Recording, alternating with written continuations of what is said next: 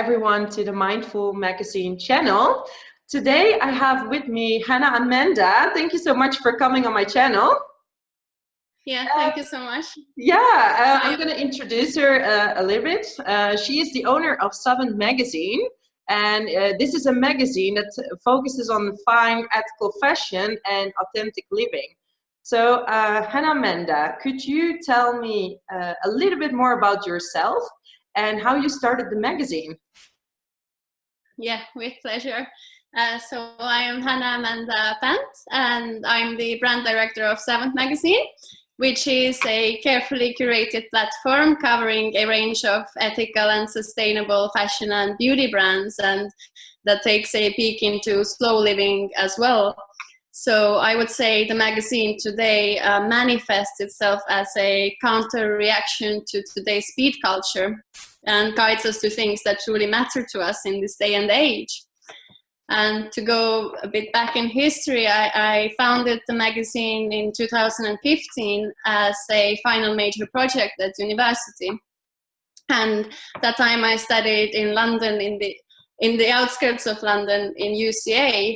That stands for University for the Creative Arts. And when I was researching ideas for my final project, well, first of all, I'm a slow living advocate myself, and at the time I suddenly came across a lot of inspirational brands that had taken a more eco-conscious approach, and I was inspired by this new wave of designers who were looking to challenge the wasteful and exploitative fashion industry that was still considered as something highly aspirational and also rapidly changing and seasons-based.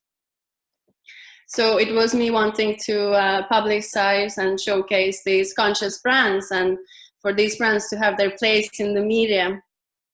I was interested to share their business model and talk through their inspiration behind the brand, and I really didn't find any equivalent platforms at the time. So I wanted to create a place for beautiful slow fashion, and I must admit that from that time onwards we've only witnessed positive changes in terms of brands incorporating sustainability principles and innovation in material technology and ensuring the well-being and fair treatment of workers. And there have been also quite a few scandals to trigger these changes and make these issues more visible that we witness in the fashion industry. And but I feel like nowadays it has become almost every new brand's DNA to incorporate sustainability instead of it being as a mere afterthought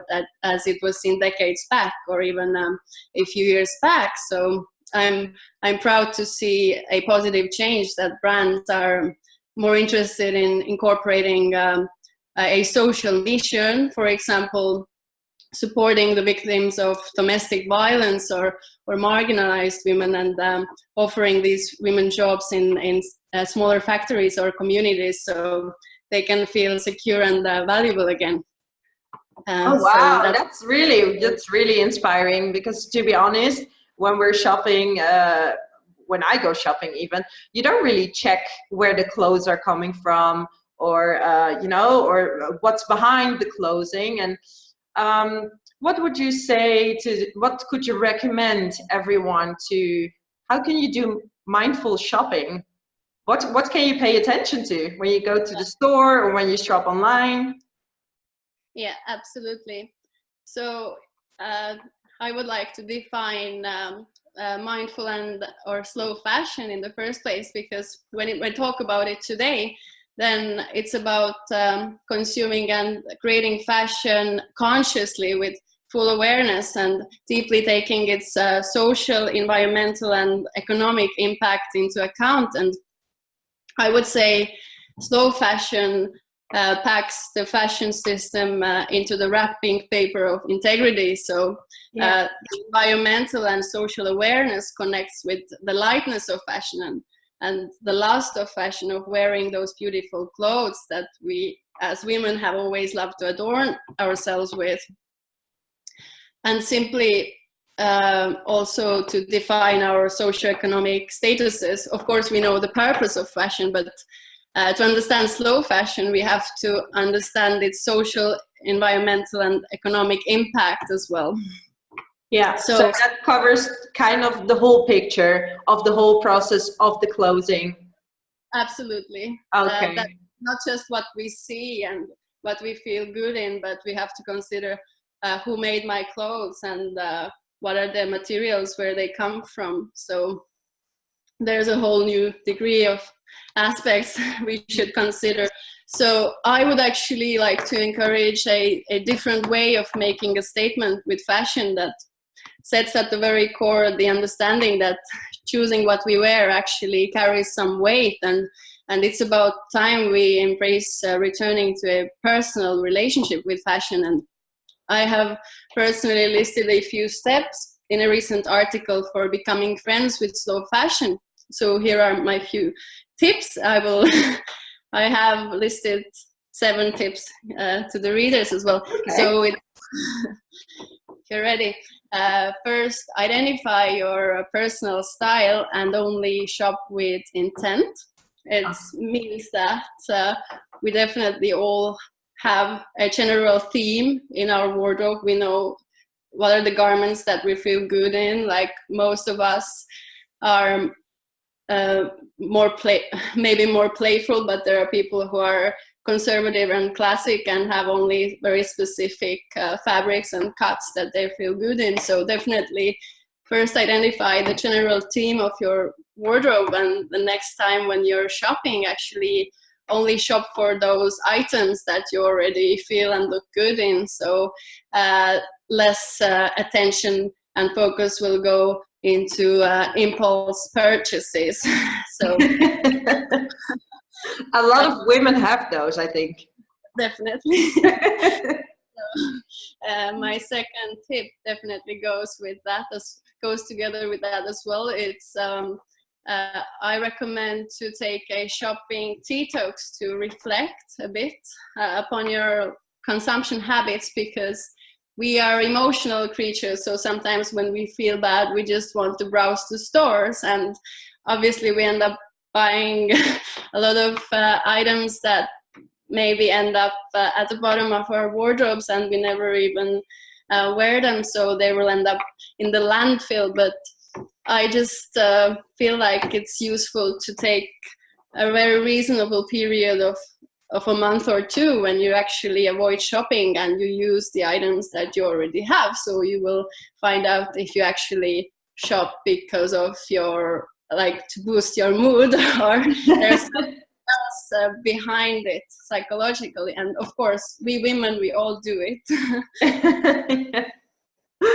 Yeah.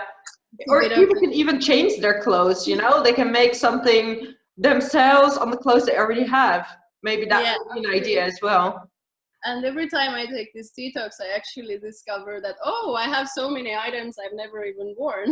So I always discover that, like, you don't even need to get new items to feel I good. actually recently had my closet, I was throwing away everything I didn't need. So because I either threw it away when it was broken, and then I sent something to the charity shop, because I thought I can barely close my drawers, and in my opinion, I don't have many clothes or shop a lot, but when you actually take a look in your closet, you have much more than you actually need. Yeah, so a lot of things I gave away. Yeah. And there's also a new terminology called like capsule wardrobe. So you have like only 10 basic t-shirts or like office shirts that you like, or some blazers, like very, very practical items that you can just mix together every day and go out immediately. So you don't actually have to think what to wear. And it's also a very useful system for who are maybe less organized as I am. Same here, Get rid of all the excessive stuff. And you're traveling a lot, so you probably need to have some basic things to combine with each other. Absolutely.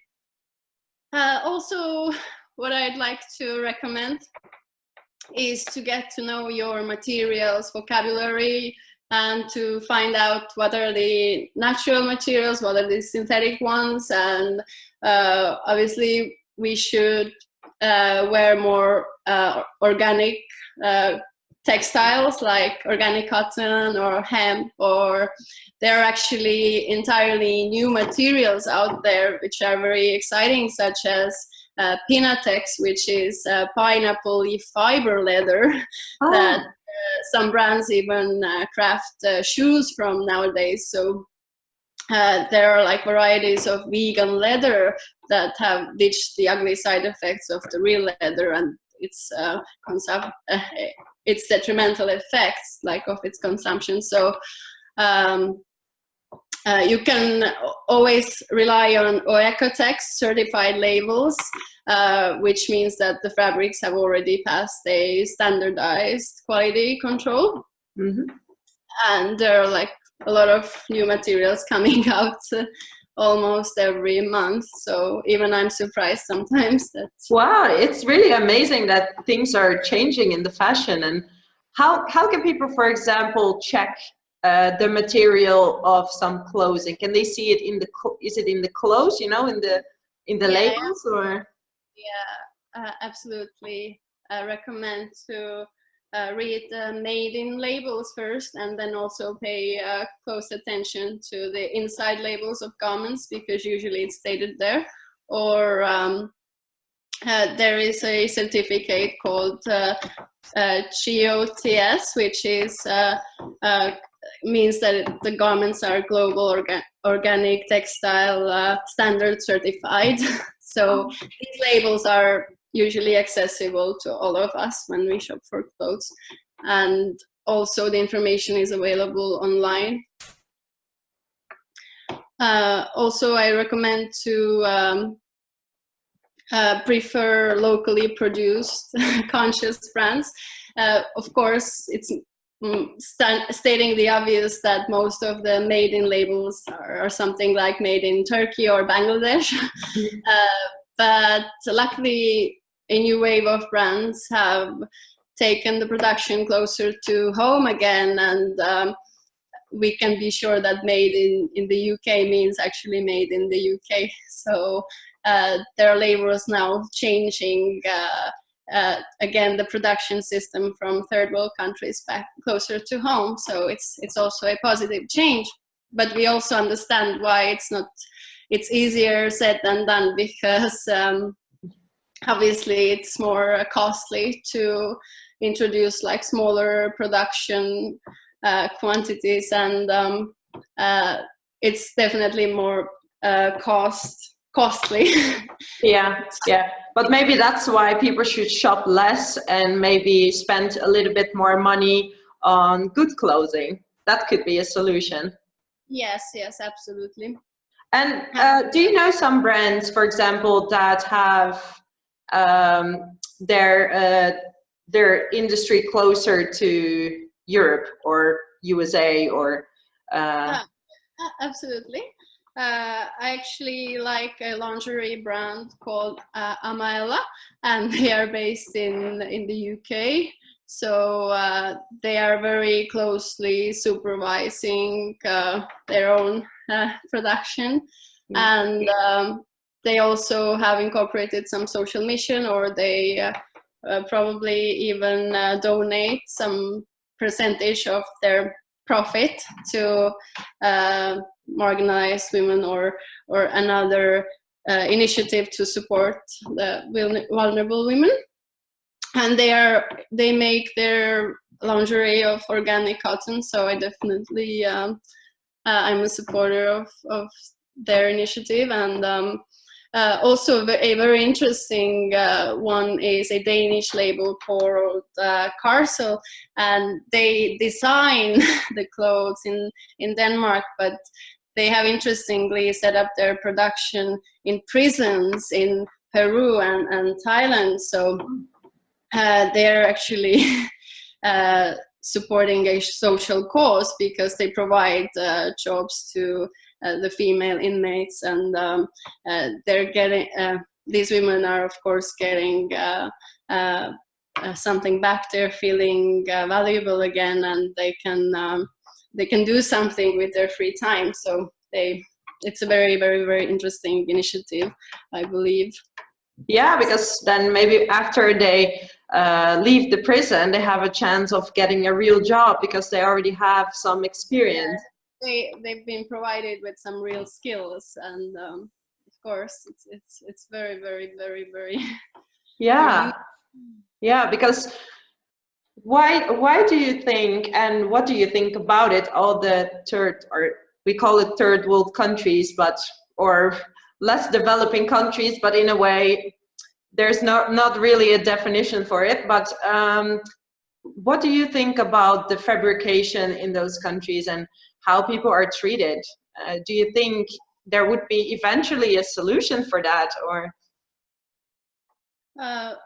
Absolutely. I think the overarching issue is that people don't see the bigger picture and the wider impact of their single purchases. Well, I'm talking on the consumer level, single purchases on the environment and communities, and even climate, which is a very topical subject recently. So I believe we cannot just keep carrying on with our current consumption habits and saying, oh, it's going to be fine, my new trend items are not going to change anything, and everyone consumes fashion, etc. And it's also boosted by social media and our celebrity culture that we like fashion. However, it's been satisfying to witness positive change, because even our modern royals like Meghan Markle advocate change by wearing socially conscious labels, and it's truly amazing and unheard of before. So even celebrities can highly influence our consumption habits and make us support conscious brands instead. And we just have to take note of their message. And also, I really think it's time people looked at the bigger picture and the tremendous effects of the polluting industry and the effect it's having on the environment and communities. And I wish we wouldn't live in an era that highlights that more and more paradox. And we should celebrate our personal identities and personal values and wear them actually outside. So I personally always like to quote that with every purchase we make, we actually cast a vote for the future and the world we would like to see. And I think it's worth thinking about it. Yeah. Also, yeah, if I looping back now to your question, then overproduction is definitely a part of a bigger concern of this unnecessary trend cycle. Fashion houses should have ditched ages ago, so we don't actually need to wear different clothes every season. So of course, poor countries have little or no choice. The working conditions remain poor, and there are very few regulations that help to improve the situation and make it more bearable for them. But I'm positive, because some catastrophes like the Rana Plaza factory collapse and the documentary The True Cost have actually shed light on these pain points and these issues in the garment industries, and have already ignited some change and some change in the way brands think. And I appreciate I've had a great opportunity to dialogue with these brands. And so definitely one solution is to introduce better conditions so brands could opt for local production and actually regulate the work conditions and production quantities, and even oversee the production process. Yeah.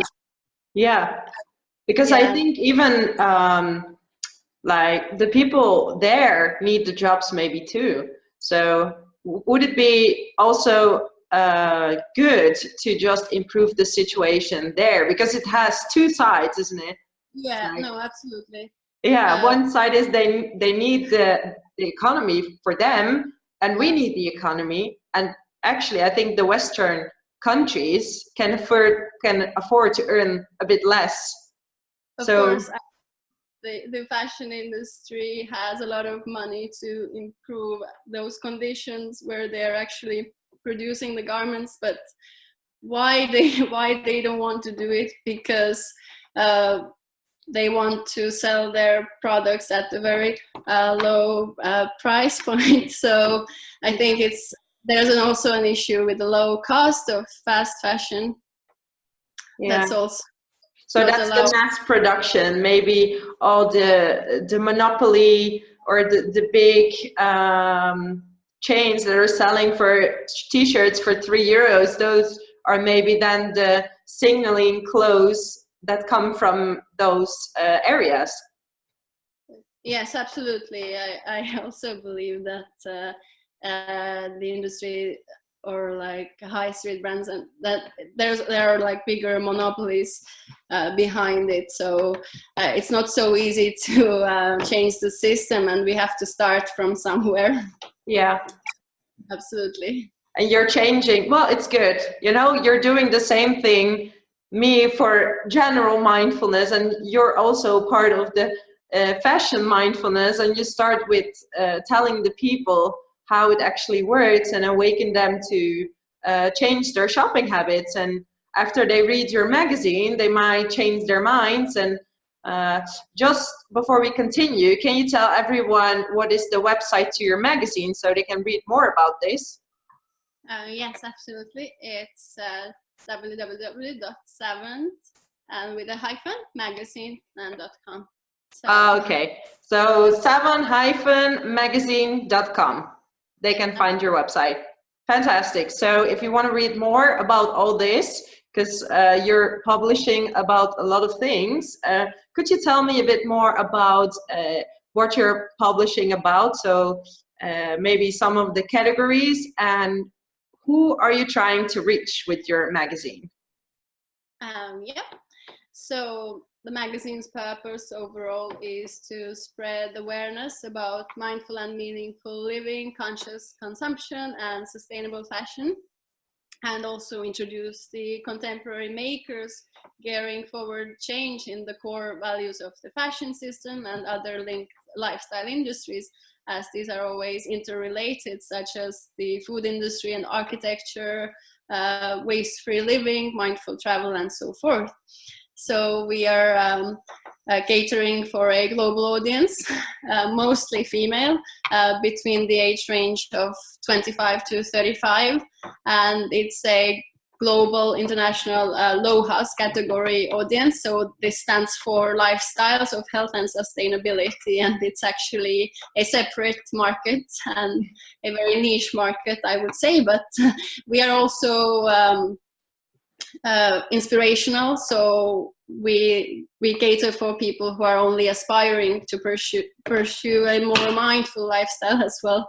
So it's for people who are interested in sustainable living and find our stories inspiring enough to take up the challenges of slow living and mindful lifestyle. And also, I would say regionally, the readers divide between the Scandinavian region, so countries such as Denmark, Sweden, Finland, Norway, and Estonia, where I'm from. Yeah. Which is perhaps not a big surprise, as sustainability is a very important parameter of Scandinavian design, and also encompassing fashion and all the other industries.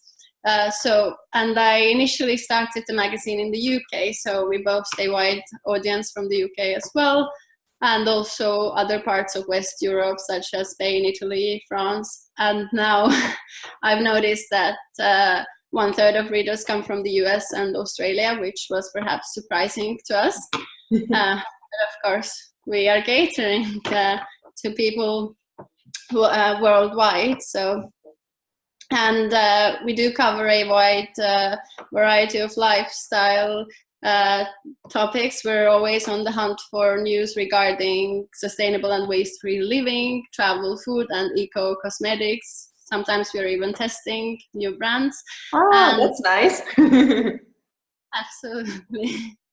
And we're interacting with contemporary creators in these very industries who are representing change for authenticity. Yeah. And encourage a positive change within these industries. So the people we engage with are all linked to sustainability or work that actually benefits the society one way or another. And I'm not sure if by coincidence, but we also tend to focus more on female entrepreneurs and their strength in running businesses. And I think it fits the current cultural climate we live in. Yeah, no, and especially what you said before as well, if you can reach the big influencers and they spread the message, then it's a big win as well, because then the message is spreading so much faster. And yeah, and for example, beauty products like creams and all those things, how do we know that that is, I don't know, vegan, or how do we know that it's not tested on animals? Yeah, no, luckily a lot of brands have already labels on the products themselves that it's vegan or not tested on animals. And also, of course, you can always read the label and find if there are like a lot of chemicals or it's made of natural ingredients. And I believe we cannot trust brands that have a very long list of ingredients behind. So, and also usually the best before of those natural creams is way shorter than on the creams that are like full of chemicals, because natural ingredients just cannot stay fresh that long. So you have to use the cream within 3 months or so, whereas some others can last for 5 years and still be good. Yeah. Consider it. And would they actually be good on the long term? Because I'm wondering that sometimes if there's so many chemicals in the creams, would it actually still be good for your skin? Yeah, I'm also wondering, but of course we all use a mix of chemical products and natural, because if you make an entirely natural it won't even last for longer than a few days. So there have to be some components inside that actually allow it to last for longer. Otherwise we just have mud. We just put a mud in a bag. Yes. Natural cream. I started making my own cosmetics as well. I just use like some herbs or like what I can find in my fridge, and I think we've covered some topics on my magazine as well. So you can actually use your kitchen to make some natural products because they are so simple. Like yeah, that would be great to know. I mean, I will take a look myself, because I have some friends actually who do that, who make their own toothpaste and they make their own creams, and they work a lot with coconut oil. I heard that that's a good base, but I have to look into it myself. So I will check your website also to find something good. And do you have a project in mind for the future for your magazine? What is your future perspective? Well, I've been thinking a lot about some educational courses to actually educate more people about the detrimental effects of the fashion industry and the ugly sides of it, so that future generations wouldn't be growing up and going like, oh, fashion, this world is so glamorous and I want to be a part of it and wear like fur. Well, it's not that glamorous. No. So perhaps I would like to prepare some teaching materials for children and educate more and more people around me, like giving lectures and organizing even some practical workshops. Of course, it's just an idea now, but I hope it will realize in the near future. And I truly admire the work of the Minimalists, which is 2 guys in the US who are spreading the word about their anti-consumerist lifestyles and explaining how much freedom and space it has given them not to be part of that system of more and more and more. So instead they have had time for some crucial self-reflection and turning inwards to reassemble their values. and maybe they go against our capitalist society, encouraging us only to consume more and want more and never stop. But so I feel their initiative is very postmodernist in a sense, to go against something. And I've been also focusing on setting up my own PR agency, focusing on ethical brands, and I'm also setting up an educational platform in my own country that focuses on giving sustainable fashion courses. So, and in the meantime, I'm continuing my career as a freelance journalist, writing for other publications. Wow, so that's a lot. But I think it's really needed. I think really, especially the lectures and the workshops, I'm sure there are many schools who would love to have you and hear more about this, because I don't think children really think about it yet. And I feel that when they're still so young, it's the same as with the environment and with clothes and with food. The things you're brought up with are becoming normal, and before they set up their mind about something, we can still change it.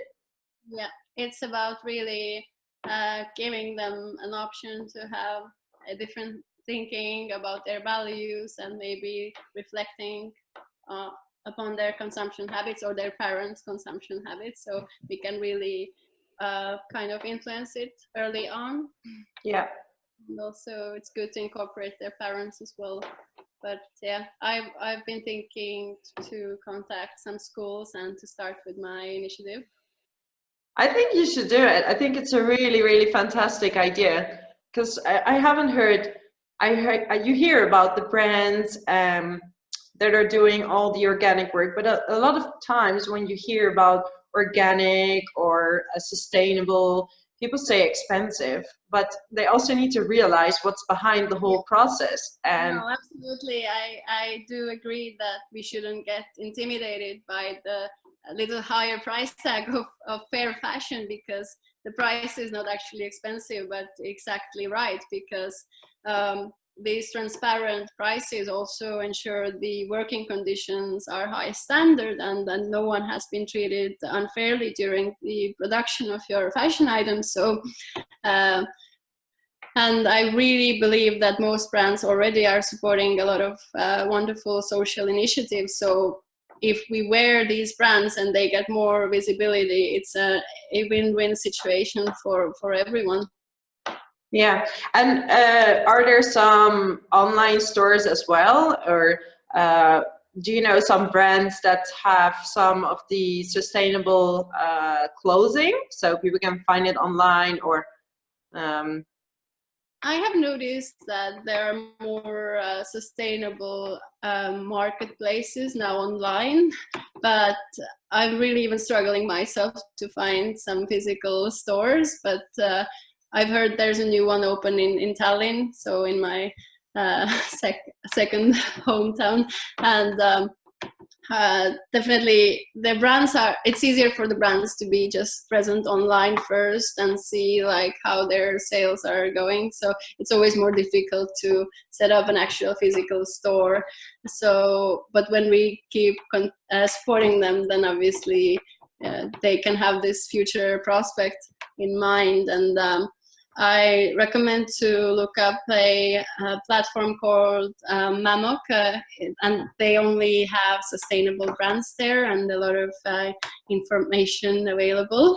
Mm-hmm. And you can easily order your garments directly to your door. Okay. Yeah, the reason I'm asking is because me as a consumer, I'm in Malta, and I'm pretty sure we don't have any sustainable stores. So if I want to order something, usually I buy my clothes in Holland. But yeah, it's nice to know places where to go. Yeah, they have international shipping as well. Okay. Through those platforms, we can always discover more brands and go to their original website and directly order from there. So yeah. Okay. Well, thank you so much for your tips. So yeah, just to have a last closure, just to sum up, what should people look for when they look at clothes, and how can they adjust it to their daily lives? Okay, so I would just recommend you to pay close attention to quality, and always opt for classic items, and even do a wardrobe inventory first to identify your personal style, and curate a capsule wardrobe for yourself that contains of your favorite key items that you can just mix and match together every morning easily. So instead of opening the closet and like, ooh, cannot find anything, so you have like an organized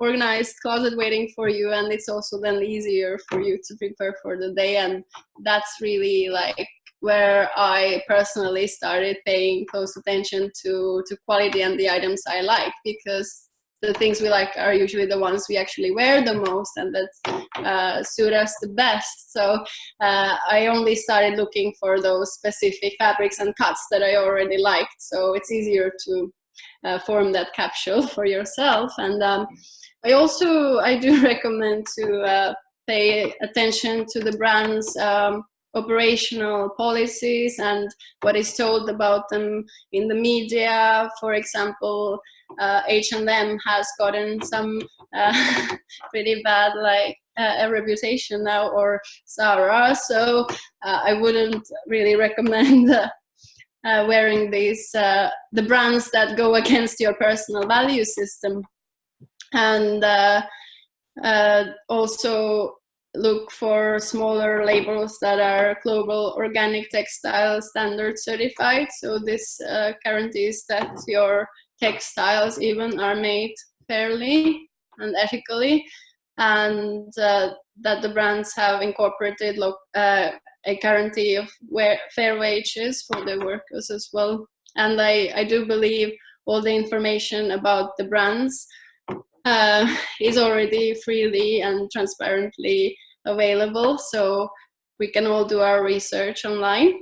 And we should not trust labels that hide the country of origin and that do not disclose much about their methods of production or supply chain. So always ask clever questions like who made my clothes, and were the workers treated fairly. And if you do not necessarily want to buy a new product, you can always ask questions like, can I opt for second hand, or fix it, or amend it, or swap with someone? So there are hundreds of options instead of immediately grabbing for a new item.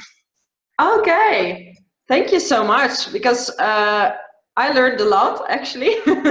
I'm gonna pay much more attention to the clothing, and I'm pretty sure everyone who's watching right now really appreciates your talk today, because you're clarifying so much and the work you're doing is fantastic. I haven't heard many people who are covering what you're doing yet. So I'm really happy that you came on my channel today. And for everyone who's watching, one last time, savant-magazine.com and www, right? So take a look. Yeah, and thank you so much, Hanna Amanda. I wish you a fantastic day and rest of the weekend, and I hope to speak to you soon. Yeah, absolutely. Okay.